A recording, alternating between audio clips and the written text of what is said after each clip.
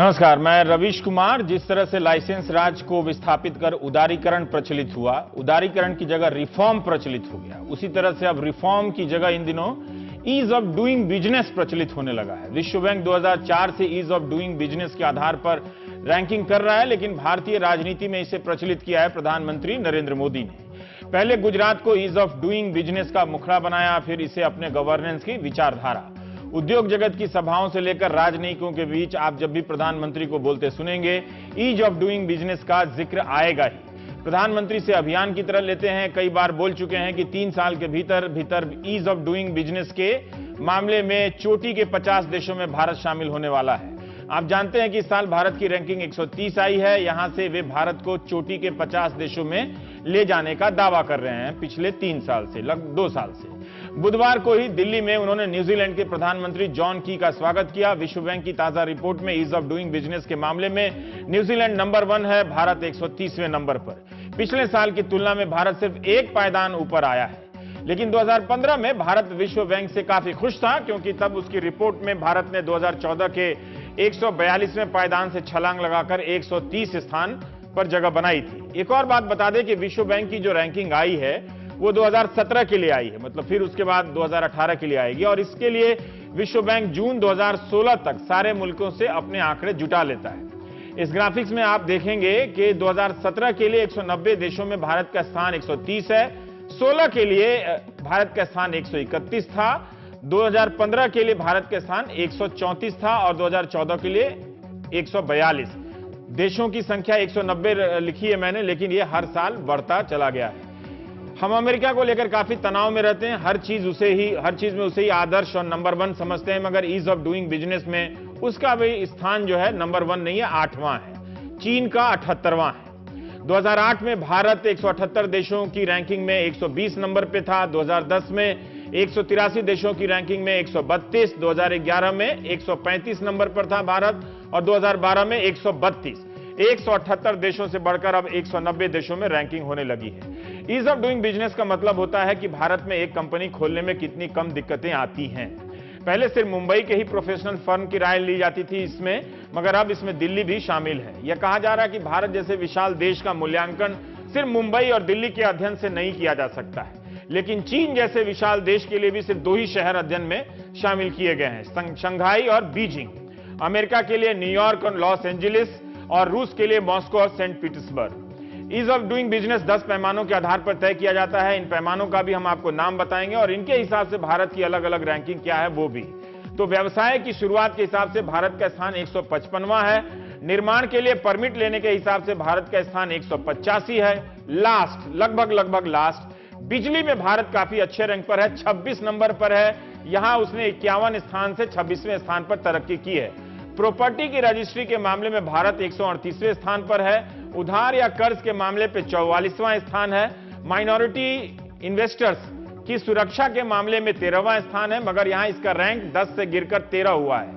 कर अदायगी के मामले में भारत 172वें स्थान पर है। सीमा पार व्यापार में भारत 143वें स्थान पर है। कॉन्ट्रैक्ट को लागू कराने के मामले में भारत का 172वां स्थान है। दिवालियापन के निपटारे के मामले में भारत का स्थान 136 है। जैसे ही यह रैंकिंग आई, सरकार ने तुरंत प्रतिक्रिया दी। केंद्रीय वाणिज्य और उद्योग मंत्री निर्मला सीतारमण ने कहा कि विश्व बैंक की ताजा रैंकिंग में केंद्र और राज्य सरकारों द्वारा उठाए गए सुधार के प्रयासों को ठीक से शामिल नहीं किया गया है।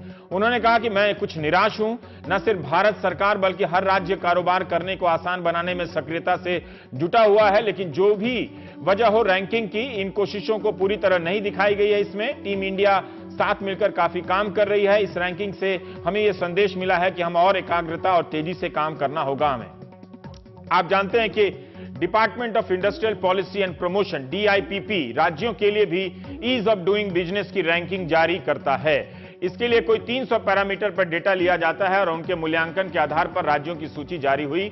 इस साल जून में जारी रैंकिंग के अनुसार बिहार सबसे पहले स्थान पर है। बिहार पिछले साल ये 21वें स्थान पर था। तेलंगाना दूसरे और झारखंड तीसरे नंबर पर, मध्य प्रदेश चौथे नंबर पर, गुजरात छठे नंबर पर है। विश्व बैंक की रैंकिंग पर भारतीय उद्योग जगत की संस्था एसोचैम CII ने तुरंत प्रतिक्रिया व्यक्त की। CII के अध्यक्ष ने बयान दिया कि जमीन पर ईज ऑफ डूइंग बिजनेस की दिशा में कई महत्वपूर्ण कदम उठाए गए हैं, जिसका विश्व बैंक ने संज्ञान नहीं लिया है। सरकार ने तमाम तरह के कदमों को उठाया है और निवेश के माहौल को बेहतर किया है। तो सीआईआई और निर्मला सीतारमण दोनों की बात एक है। गूगल करेंगे तो विश्व बैंक के प्रमुख जिम योंग किम के 2015 और 2016 के 2 बयान मिलेंगे, जिसमें उन्होंने प्रधानमंत्री मोदी के द्वारा उठाए गए कदमों की काफी तारीफ की है। अब उनसे भी पूछा जाए कि आप जिन कदमों की इतनी तारीफ कर रहे थे, क्या वो इतने ही थे कि भारत सिर्फ एक रैंक की तरक्की कर सका? जिम योंग किम ने किस आधार पर कहा कि प्रधानमंत्री नरेंद्र मोदी के नेतृत्व में भारत फैंटास्टिक हो गया है? भारत दुनिया की सबसे तेज गति से बढ़ती हुई अर्थव्यवस्था है। तब विश्व बैंक ने लॉजिस्टिक इंडेक्स जारी किया था, जिसके अनुसार भारत का रैंक 54 से बढ़कर 35 हो गया था। रैंकिंग भी एक खेल है, इसे समझिए। जैसे विश्वविद्यालयों की अजीब अजीब तरह की रैंकिंग आती है। बेस्ट कैंपस में कोई नंबर 1 हो गया तो किसी को कुछ नहीं मिला तो बेस्ट क्लासरूम में कोई नंबर 1 हो जाता है। भारत में 90% इंजीनियर नौकरी पर रखे जाने लायक नहीं, ये एक रिपोर्ट है। लेकिन बेस्ट इंजीनियरिंग कॉलेज के लिए आपको सैकड़ों कॉलेज मिल जाते हैं, ये भी एक रैंकिंग है। वर्ल्ड इकोनॉमिक फोरम 138 देशों को लेकर ग्लोबल प्रतिस्पर्धा रिपोर्ट तैयार करता है। ईज ऑफ डूइंग बिजनेस से भी अलग है ये। इसके अनुसार 2016-17 के लिए वर्ल्ड इकोनॉमिक फोरम की रैंकिंग में भारत 39वें नंबर पर है, जबकि उससे पहले के साल में भारत का स्थान 55 था, यानी 16 पायदान की छलांग भारत ने लगाई। एक और रैंकिंग होती है ग्लोबल इनोवेशन इंडेक्स की। 2015 में भारत 81वें स्थान पर था, इस साल 66वें स्थान पर पहुंच गया है, यानी भारत ने 15 पायदान की छलांग लगाई। आपको जो रैंकिंग ठीक लगे उसी को अपना लीजिए और खुश रहिए। तमाम रैंकिंग में एक रैंकिंग यह भी होती कि इस साल कितनी नौकरियां पैदा हुई हैं, तो लोग और खुश होते। नौकरी का पैमाना किसी रैंकिंग में दिखा नहीं, तो बाकी क्या बात हुई? स्टार्टअप इंडिया से लेकर मध्य प्रदेश में जमीन के लिए ऑनलाइन आप आवेदन कर सकते हैं और अलॉटमेंट की नीति बन गई है हमारे देश में।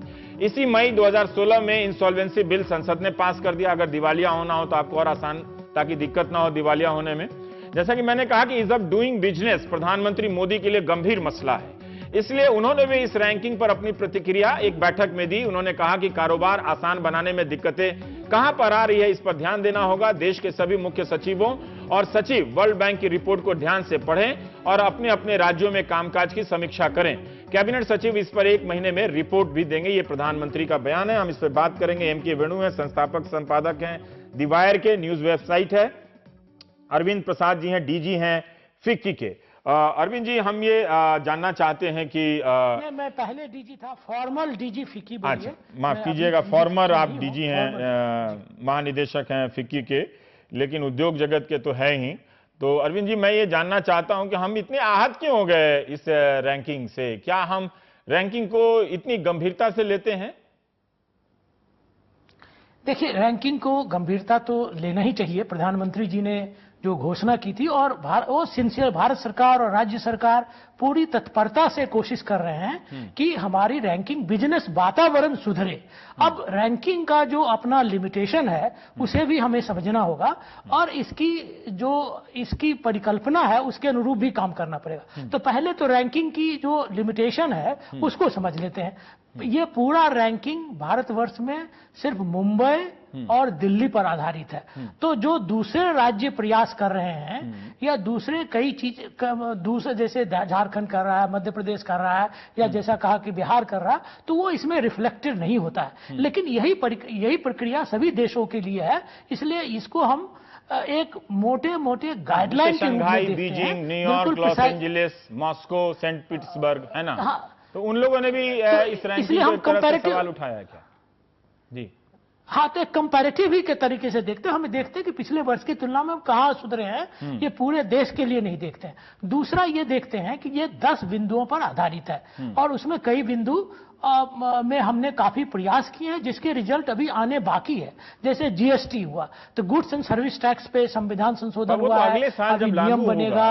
अरविंद जी, मैं आपको रोक सकता हूं? तब आएंगे। जी हाँ, मैं ये जानना चाहता हूं कि देखिए, कुछ प्रक्रियाएं, एक तो इनका कट ऑफ डेट होता है जून 2016 तक, है ना? तो ईज ऑफ डूइंग बिजनेस में आपके हिसाब से या तो आप ही परिभाषित कर दीजिए कि आपका पैमाना क्या होना चाहिए ईज ऑफ डूइंग के हिसाब से, और वर्ल्ड बैंक का पैमाना क्या होना चाहिए। अगर पूरी दुनिया उसको मान रही है तो पहले हम उसी पे बात करते हैं ना, जो क्राइटेरिया है।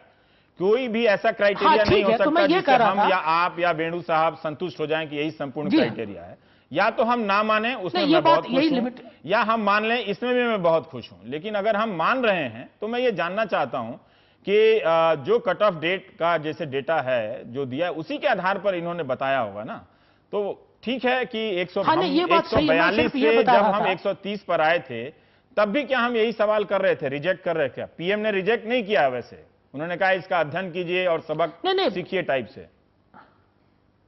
नहीं, भारत सरकार ने भी रिजेक्ट नहीं किया है। भारत सरकार ने भी यह कहा है कि जो हमने प्रयास किए हैं उसके परिणाम अभी आने बाकी है और उसको इसमें सम्मिलित नहीं हो पाया है। यही भारत सरकार कर रही है और सही बात है कि कई प्रयासों के परिणाम अभी आने बाकी है, क्योंकि ग्राउंड लेवल पे पॉलिसी बन गई है, लेकिन यह तो ग्राउंड लेवल पे क्या स्थिति है इसको परिभाषित करता है और इसलिए अभी और भी प्रयास किए जा रहे अरविंद जी, हैं। कुछ बातें ये है, एक बार और परिस्थिति और पैमाना दोनों अलग अलग बातें हैं। जो क्राइटेरिया तय है मैं उसके आधार पर पूछ रहा हूं।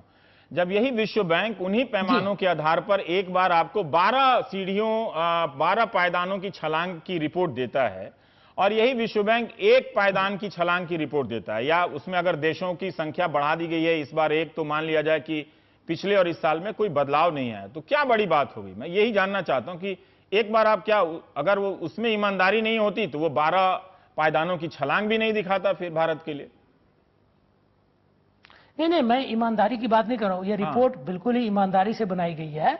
मैं सिर्फ यह कह रहा हूं कि जो भारत सरकार और राज्य सरकारों ने प्रयास किए हैं उसमें दो स्थिति है। एक तो कुछ प्रयासों के परिणाम अभी आने बाकी है और इसलिए इसमें इंक्लूडेड नहीं है। दूसरा, कुछ ऐसी दिशा है जिसमें और भी प्रयास किए जाने हैं और यह एक तरह से मार्गदर्शक नीति है।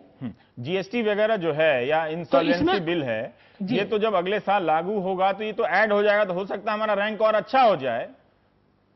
जी हाँ, इंसॉल्वेंसी वाला हो जाएगा, जीएसटी वाला हो जाएगा।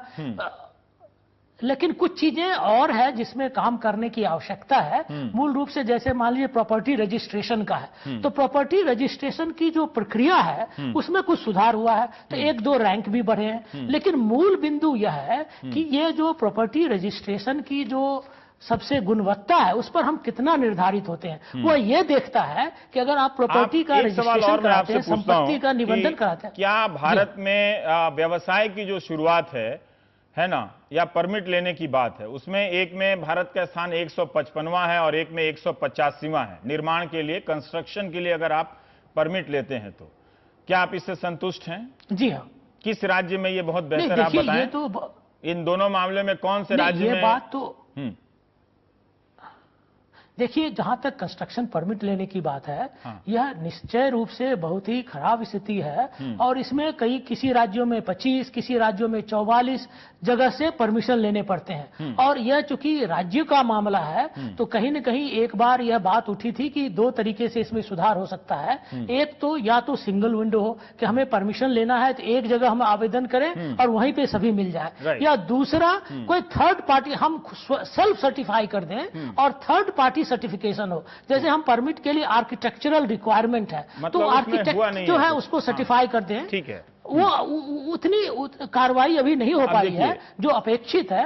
और इसमें सारे राज्यों का योगदान है। जैसे कंस्ट्रक्शन परमिट जो लेते हैं वो विभिन्न राज्य सरकारों को और लोकल बॉडी जो होते हैं, अर्बन लोकल बॉडीज, उनका योगदान करने की आवश्यकता है। जी हाँ। देखिए अरविंद जी, अब ये बात हुई ना, एक तो इसमें हो सकता है कि बहुत सारे पैमाने इसमें शामिल ना हो, लेकिन जो पैमाने शामिल हुए हैं उसमें जैसे कंपनी शुरू करने की बात हो या परमिट लेने, आप भी मान ही रहे हैं कि बहुत कुछ इसमें नहीं हुआ है। तो इसका मतलब जो जिन पैमानों पर इन्होंने, देखिए जहां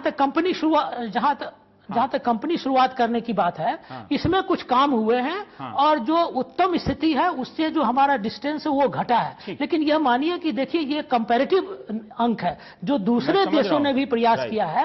वर्ल्ड बैंक के रिपोर्ट ने बताया 137 देशों ने अपनी स्थिति को सुधारा है। तो उस स्थिति में हमने जो स्थिति सुधारी है वो उतना अधिक नहीं सुधारा जितने कई अन्य देशों ने किया है। तो इसमें और भी काम करने की आवश्यकता निश्चित रूप से है। जो आप शुरू में बोल रहे थे, जो आप बोल रहे हैं, उसमें अब बड़ा अंतर आ गया है। पर आपकी हिंदी उद्योगपति होते हुए भी अच्छी है, तो मुझे बड़ा अच्छा लगा आपसे।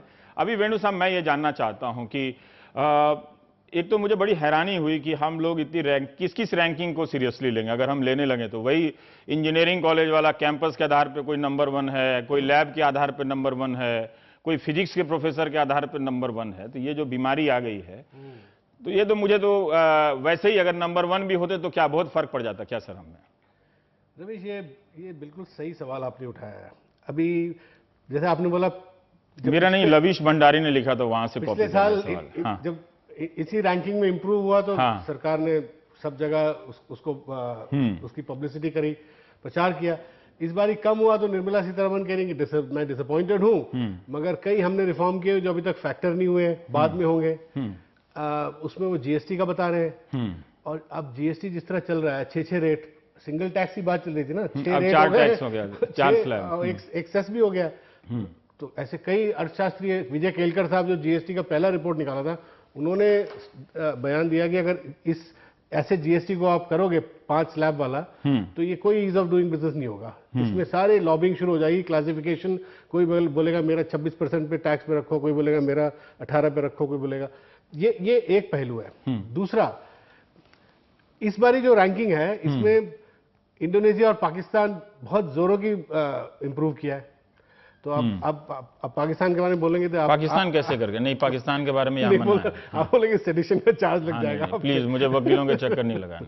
बहुत ही बुरा देश है, उसे 0 अंक मिला है। ब्रुनेई, पाकिस्तान, इंडोनेशिया, इन्होंने बहुत काफी लंबी छलांग लगाई इस साल।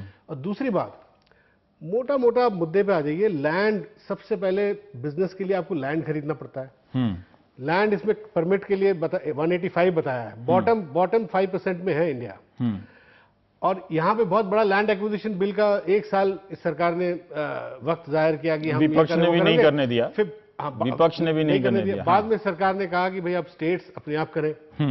मध्य प्रदेश ने तो ऑनलाइन अलॉटमेंट का वो दिया है कि कितना, आप देखिए, उसके बाद स्टेट्स को ऑटोनॉमी दे दिया। उसके बाद मैं देख रहा हूं 1, 2, 3 स्टेट्स के अलावा किसी ने कुछ किया नहीं है। और बीजेपी की 2 स्टेट्स के अलावा बीजेपी के और स्टेट्स ने भी कुछ नहीं किया खास। हरियाणा ने नहीं किया, महाराष्ट्र ने नहीं किया। तो ये मेरे हिसाब से ये वर्ल्ड बैंक की रैंकिंग है, इसको हमें ज्यादा तवज्जो नहीं देनी चाहिए। हमें, आप रैंकिंग का कब इस्तेमाल करते हो? जब आपको सीधे बिजनेस के लोगों से एक्सपीरियंस पूछो, अब जाके आपको क्या लगा, वो आपका proof of the pudding is eating. तो क्या है एक्सपीरियंस? क्या, जैसे हम सामान्य रूप से मैं पूछ रहा हूं, आपके जितने जो इन्वेस्टर्स हैं, फॉलो नहीं करता है। जैसे बहुत सारी खबरें आती हैं कि एक पोर्टल बन गया है, आप ऑनलाइन कंपनी के रजिस्ट्रेशन का आवेदन कर सकते हैं। कुछ सुधार स्टार्टअप में भी आ गया है फैसिलिटी कि अगर आप कंपनी बनाना चाहें तो आपको इतना आपको टैक्स बेनिफिट देंगे, ये सब करेंगे। जैसे इंसॉल्वेंसी, दिवालियापन वाला है, एक कानून तो बना ही दिया ना। जो भी है, कानून को लागू करने में 2-3 साल लगेंगे। 3 साल लग जाएंगे, लेकिन बना दिया तो वो हो सकता है अगले साल वो काउंट हो जाए, अगर देखा जाए। हमारे यहाँ कानून की कमी नहीं है इस देश में। अब आप देखिए, कॉन्ट्रैक्ट एनफोर्समेंट एक बिजनेस के लिए सबसे बड़ी बात क्या होती है कि भाई हमने कॉन्ट्रैक्ट किया। ये क्या होता है कॉन्ट्रैक्ट इन्फॉर्मेशन? मतलब टाटा ने एयरटेल के साथ समझौता किया, वो लागू हुआ कि नहीं? या सरकार के साथ कोई समझौता लागू होना चाहिए, या 2 कंपनियों के बीच में लागू होना चाहिए। उसमें आप देखिए रैंकिंग हमारा 172 है।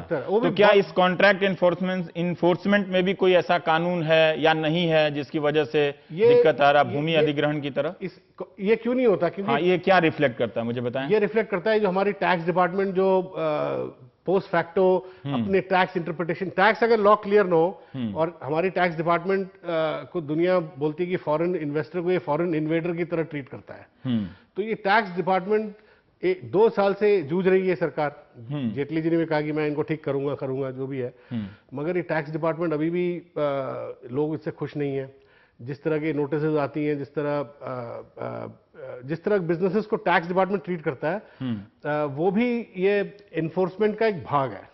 तो अगर वो कोई कहता कि भाई मेरा कॉन्ट्रैक्ट ये है और मुझे बस इतना मुझे टैक्स देना था, इतना प्रेडिक्टेबिलिटी था, उसके बाद मुझे कहा जा रहा है कि नहीं ये गलत है, तो उसमें फिर मैं एक चीज और सवाल पूछना चाहता हूं आपसे और फिर अरविंद जी से भी कि कर अदायगी, मतलब टैक्स देने के मामले में भारत का स्थान 172वां है। ये क्यों है?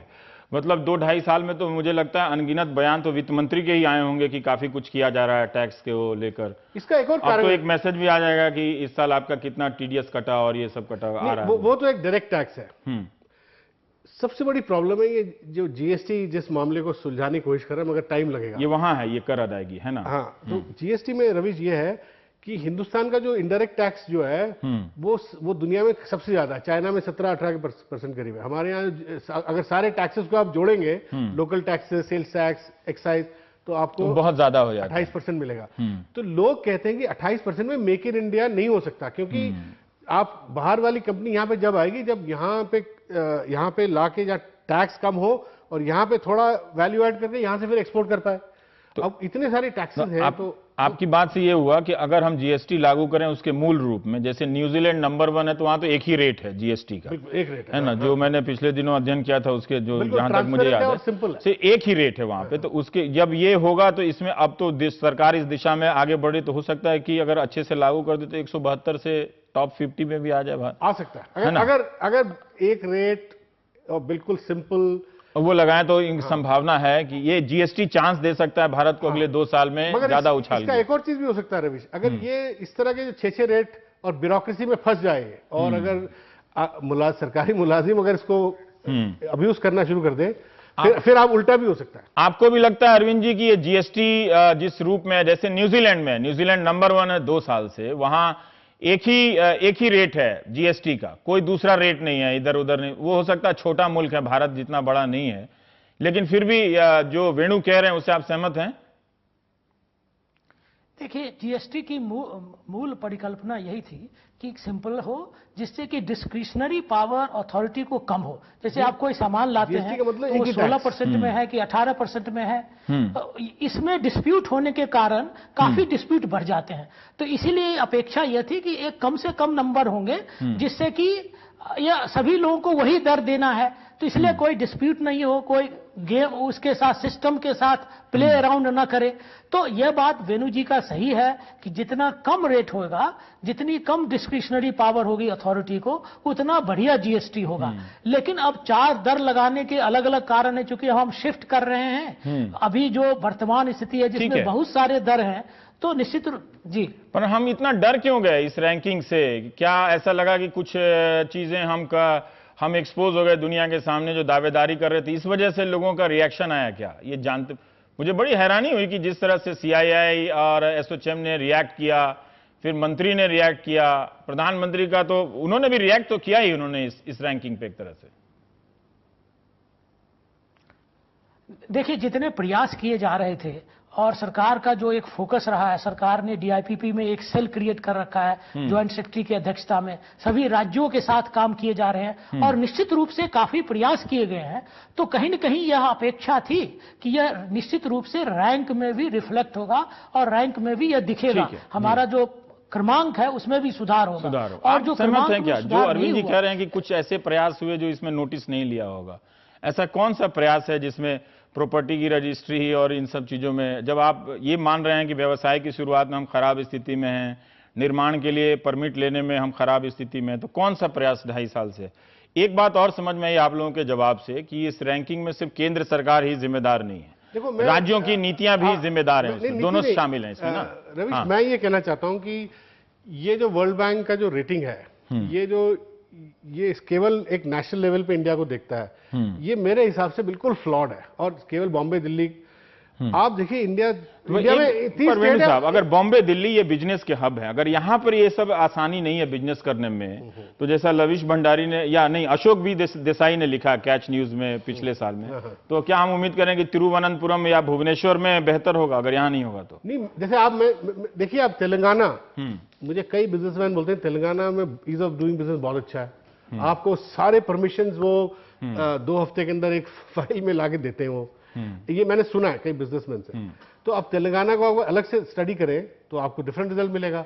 और यहाँ पे तो ऐसे राज्य हैं जो यूरोपीय देशों से पॉपुलेशन दुगने हैं, ज्यादा बड़े हैं, बिल्कुल। आप अगर बिहार का आपने देखा, बिहार में अगर बिहार ने 26 रिफॉर्म किए हैं, कुछ ऐसे मैं पढ़ रहा था बिहार के बारे में, तो बिहार में 1 साल के भीतर में इतने रिफॉर्म करके ऊपर आ गया है। तो अब बिहार को अगर आप अलग से स्टडी करें, अगर इन सबको एक इंडियन एक ओवरऑल एक सेंट्रल एक सेंटर के प्रिज्म से आप देखोगे तो पूरा डिसएग्रीगेटेड जो अलग अलग जो पिक्चर है वो आपको ठीक से मिलेगा। ये अगर रैंकिंग में अगर अच्छी भी स्थिति हमारी होती तो भी सही स्थिति इसमें नहीं मिलती। मेरा ये मानना है रवीश कि अगर आप अमेरिका के कर रहे हो और अमेरिका का पॉपुलेशन बिहार और यूपी के बराबर है, तो आप अब बाकी जो हमारे 28 स्टेट्स का क्या होगा, वो क्या होगा? तो इस तर्क में भी थोड़ा दम है, हालांकि बाकी देशों के लिए भी 2-2 स्टेट लिए गए हैं, लेकिन अच्छा वहां पे ना बाकी स्टेट जो है होमोजेनियस है, वहां मिडिल क्लास जो है वो मोरलेस एक इनकम ब्रैकेट में आता है और एक उनका डेटा जो गैदरिंग है वो आसान है। इंडिया में आप सोचिए, आप डेटा गैदरिंग कहां बिहार, कहां केरल, कहां नॉर्थ ईस्ट, कैसे डेटा गैदरिंग करते हैं मुझे समझ में नहीं आ रहा। ये भी एक समस्या है। पर अरविंद जी, इतने तरह के जो रेटिंग जी, एक बात और ध्यान देना, राइट, एक बात मैं और ध्यान आकृष्ट करना चाहूंगा कि जो मुंबई और दिल्ली जो है, ये दोनों शहरों में हमारा इंडस्ट्री बिजनेस लगाने पर ज्यादा फोकस नहीं है। इनफैक्ट हमारे यहाँ पोल्यूशन के कारण या कंजेशन के कारण हम इन दोनों शहरों को डिकंजेस्ट करना चाहते हैं। तो पिछले वर्षों में इन जगहों पर, जैसे आप कंस्ट्रक्शन परमिट की बात है, तो कई बार आप बिजनेस इंडस्ट्री लगाने के लिए लोग कंस्ट्रक्शन खुद नहीं करके बनी बनाई जगह लेकर के बिजनेस शुरू करना चाहते हैं। तो इन सारी चीजों का इसमें रिफ्लेक्शन नहीं होता। लेकिन इसके बावजूद भी मैं कहूंगा कि यह रैंक एक महत्वपूर्ण है और जिन बिंदुओं पर भी इसमें समीक्षा की जाती है उसमें निश्चित रूप से भारत सरकार को, राज्य सरकारों को प्रयास करके एक आगे बढ़ना चाहिए, क्योंकि ग्लोबली इसको लोग देखते हैं, इसके बेसिस पर, इसके आधार पर देश को अपना मत बनाते हैं। और यह इसलिए एक महत्वपूर्ण। मैं एक सिंपल एग्जांपल देता हूं। तकरीबन हर एक स्टेट में आज की तारीख में एक इंडस्ट्रियल टाउनशिप बन रहा है। हरियाणा सोनीपत, राजस्थान में एक जापानीज पूरी सिटी बन रही है, इंडस्ट्रियल सिटी। आप केवल उनसे जाके चेक कर लीजिए कितना आपको टाइम लगा इस चीजें लगाने में, कितना आपको टाइम लगा। कई ऐसे उद्योग जगत के लोग, मैंने छोटे स्तर के बोलते हैं कि बहुत जल्दी जल्दी आजकल होने लगा है। मतलब ऐसा नहीं है कि उनकी शिकायतें पहले की तुलना से कम भयानक हैं, पहले की इतना तो पता चलता है। ये बिल्कुल एक ग्लोबलाइजेशन का भी एक प्रक्रिया है। जी, बहुत बहुत शुक्रिया। कि अच्छा है कि हम बात कर रहे हैं ताकि हमारा ध्यान आए कि प्रॉपर्टी की रजिस्ट्री, मतलब आप चले जाएं जहां जहां रजिस्ट्री होती है, उन स्थितियों को देखें तो फिर लगेगा कि और कुछ करो, दोबारा रजिस्ट्री ना कराओ। अगर आपको अच्छा आदमी वहां नहीं मिला मदद करने वाला, तो इस अनुभव बड़े भयावह हो सकते हैं। और जो लिखने का पूरा कायदा है वो आम लोगों को भी समझ में नहीं आता। तो बहुत कुछ करना है, पर इन सूचियों से देखकर लगता है बहुत कुछ हो भी रहा है। तो छोटा सा हम ब्रेक ले लेते हैं और बात करेंगे किसी और स्टोरी की।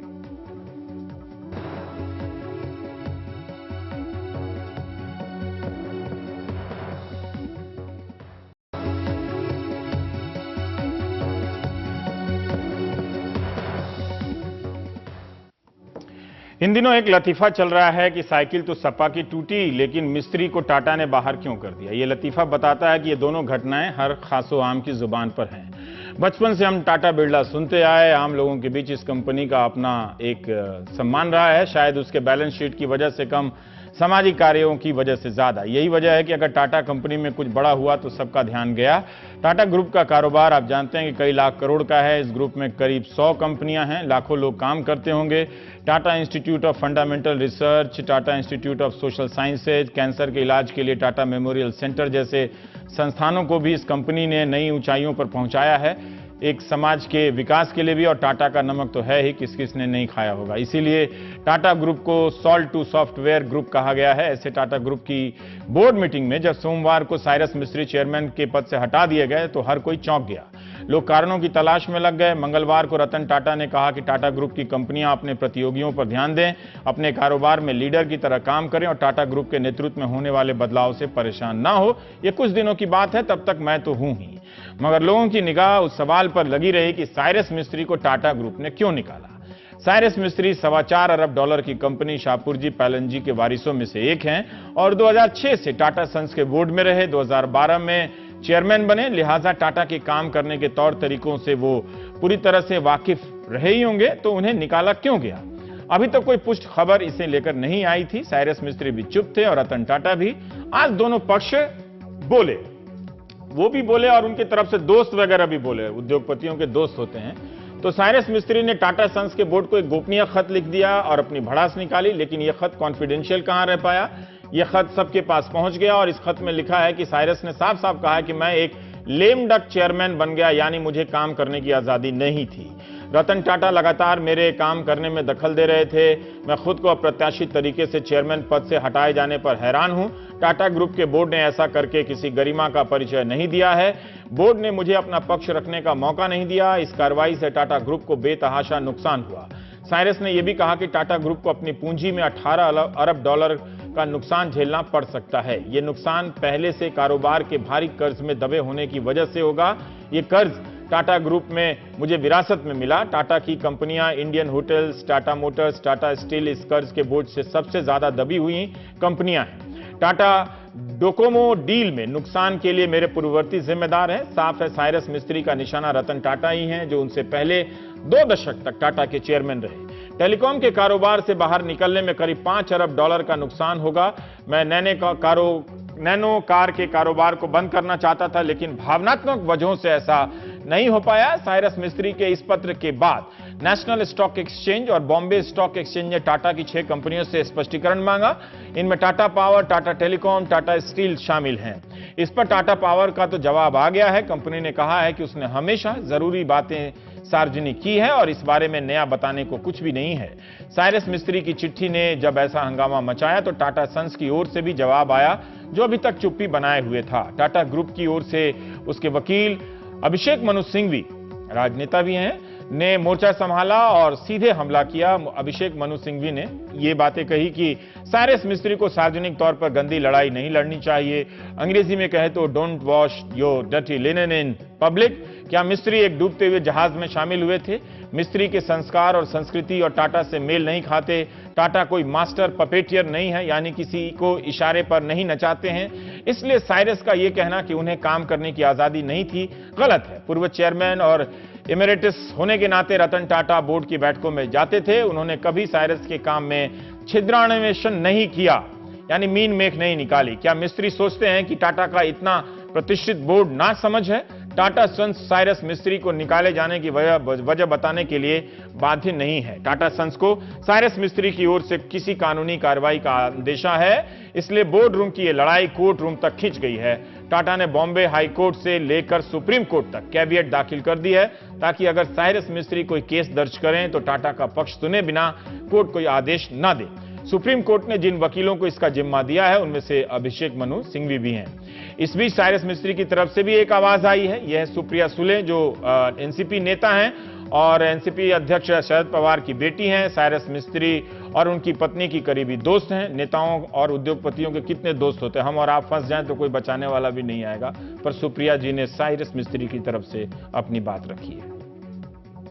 Cyrus has absolutely been exceptionally dignified and kept really quiet about what's happening. What happens in that boardroom, really nobody knows. But let's not forget some facts that when Mr. Mistry took over this job, he took it really as a challenge at that time. The world economy was not doing well. India's economy was not doing exceptionally well. Against all those odds, he tried to restructure a lot of companies, he tried to make a lot of changes which would really give a long-term benefits to the companies. So it's very unfair. I would not buy this argument that it's performance at all. He's worked very hard and he has delivered results. दोस्तों को भी कितना पता होता है कि company में क्या क्या चलता है। देखिए, हम ब्रेक ले लेते हैं, ब्रेक के बाद आएंगे तो जिस डीएनडी से आप जाते हैं रोज रोज, दिल्ली वाले और उसके आसपास के लोग, उनका दुख है और उसका समाधान के बारे में बात करेंगे।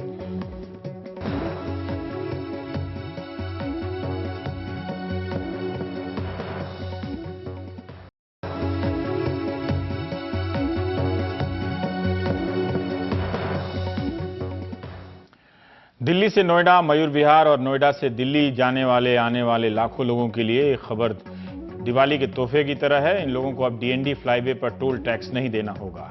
इलाहाबाद हाई कोर्ट की जस्टिस अरुण टंडन और जस्टिस सुनीता अग्रवाल की बेंच के आदेश पर डीएनडी फ्लाईवे पर टोल टैक्स वसूली बंद हो गई है। ये तस्वीरें बता रही हैं कि आज शाम जो लोग डीएनडी फ्लाईवे से होकर गुजरे, उन्हें भले खबर ना पता हो, लेकिन टोल टैक्स पर रुकना नहीं पड़ा और बिना टोल दिए हुए चले गए। मयूर विहार के लिंक को भी जोड़ दें तो डीएनडी फ्लाईवे करीब 9.2 किलोमीटर लंबा है। इससे होकर गुजरने पर निजी गाड़ियों को 28 रुपए टोल टैक्स देना होता है एक तरफ से, और दुपहिया वाहनों को 12 रुपए। हर दिन यहां से करीब 2 लाख गाड़ियां गुजरती हैं। इस तरह एक दिन में डीएनडी फ्लाईवे से नोएडा टोल ब्रिज कंपनी करीब 25 लाख रुपए कमा रही थी। डीएनडी यानी दिल्ली नोएडा डायरेक्ट फ्लाईवे यमुना के पश्चिमी किनारे पर आश्रम महारानी बाग इलाके को नोएडा और पूर्वी दिल्ली के मयूर विहार से जोड़ता है। 97 में यह फ्लाईवे बनना शुरू हुआ और 407 करोड़ रुपए की लागत से बनकर फरवरी 2001 में चालू हुआ। नोएडा अथॉरिटी के साथ हुए करार के मुताबिक अगले 30 साल यानी 2031 तक नोएडा टोल ब्रिज कंपनी को इस पर टोल टैक्स वसूलना था, भले ही उसे मुनाफा हो या ना हो। बीते 15 सालों में यह टोल बढ़कर 5 गुना हो गया। एक अनुमान के मुताबिक Noida toll bridge company DND flyway से करीब 2200 करोड़ रुपया कमा चुकी थी, यानी लागत से करीब 5 गुना से भी ज्यादा। यही वजह है कि पिछले कुछ सालों से डीएनडी पर टोल टैक्स लेने के विरोध में प्रदर्शन तेज हो गए। ग्रामीण खासकर लोग, वहां स्थानीय लोग लड़े कि कहा जा रहा था कि जब कंपनी ने लागत वसूलने के अलावा काफी मुनाफा भी कमा लिया है तो फिर टोल टैक्स का क्या तुक है। इस फ्लाईवे को जनता के लिए फ्री करने की मांग तेज हुई। टोल टैक्स के खिलाफ federation of Noida residents welfare association ने इलाहाबाद हाईकोर्ट में याचिका दायर की। याचिकाकर्ता की दलील थी कि नोएडा अथॉरिटी ने टोल वसूली के लिए कोई टेंडर नहीं निकाला था और मनमाने तरीके से Noida toll bridge company limited के साथ 30 साल टोल वसूली का करार कर लिया। दूसरी तरफ कंपनी का कहना था कि नोएडा अथॉरिटी के साथ उसका करार बाध्यकारी है, वो एक निजी कंपनी है, लिहाजा फ्लाईवे से लागत निकालने के अलावा उसे मुनाफा कमाने का भी हक है। कंपनी के मुताबिक जो रिटर्न उसे अब तक मिला वो कॉन्ट्रैक्ट के अनुमानों से काफी कम है। अगर कॉन्ट्रैक्ट को तोड़ा जाता है तो नोएडा अथॉरिटी को नोएडा टोल ब्रिज कंपनी को बड़ा मुआवजा देना होगा। कॉन्ट्रैक्ट के तहत कंपनी को पूरे 30 साल तक टोल वसूलने का अधिकार देना होगा। इलाहाबाद हाईकोर्ट ने फैसले से पहले अपनी एक टिप्पणी में कहा था कि नोएडा अथॉरिटी और नोएडा टोल ब्रिज कंपनी के बीच हुए मनमाने करार का खमियाजा आम जनता क्यों भुगते। डीएनडी फ्लाईवे की लागत से ज्यादा वसूली होने के बाद लोगों से टैक्स वसूलना गलत है। इसी से साफ हो गया था कि इलाहाबाद हाईकोर्ट का फैसला किस तरफ आएगा। बुधवार को हाईकोर्ट ने कहा कि कंपनी अपना मुनाफा हासिल कर चुकी है, लिहाजा उसे अब इसे टोल फ्री करना होगा। नोएडा टोल ब्रिज कंपनी अब हाईकोर्ट के इस फैसले को सुप्रीम कोर्ट में चुनौती देने की तैयारी कर रही है। तो आप देख रहे थे प्राइम टाइम। नमस्कार।